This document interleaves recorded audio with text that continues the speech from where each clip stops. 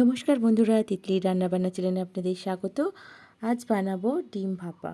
এর জন্য প্রথমে আমি একটা মিক্সিং জারে সাদা সর্ষে, কালো সর্ষে আর পোস্ত নিয়ে নিলাম, আর দুটো কাঁচা লঙ্কা নিয়ে একটু জল দিয়ে ভালো করে একটা পেস্ট বানিয়ে নেব। দেখুন তৈরি হয়ে গেছে পেস্টটা। আর এখানে আমি ডিম সিদ্ধ করে রেখেছিলাম, আমি মাঝখান দিয়ে 2 পিস করে নিচ্ছি কেটে। এরপর এর মধ্যে হলুদ আর লবণ মাখিয়ে নেব। আগে থেকে কড়াই গরম করতে বসিয়ে দিয়েছিলাম, সাদা তেল দিয়ে একটু ভেজে নেব ডিমগুলোকে। দেখুন ডিমগুলো প্রায় ভাজা হয়ে এসছে, আমি এবার তুলে নেব। এবার একটা টিফিন বক্সের মধ্যে মিক্সিতে যে মশলাটা পেস্ট করেছিলাম সেটা দিয়ে দিলাম, আর দিয়ে দিলাম লবণ, হলুদ দিয়ে একটু নাড়াচাড়া করে নেব। এরপর এর মধ্যে কাঁচা সর্ষের তেল দিয়ে দিলাম,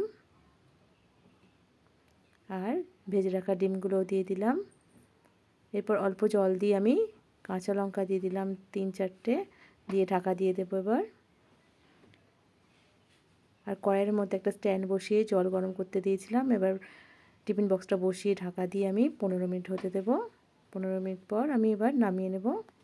দেখুন তৈরি হয়ে গেছে ডিম ভাপা। যদি ভালো লাগে চ্যানেলটিকে লাইক, শেয়ার আর সাবস্ক্রাইব করে পাশে থাকবেন। ধন্যবাদ।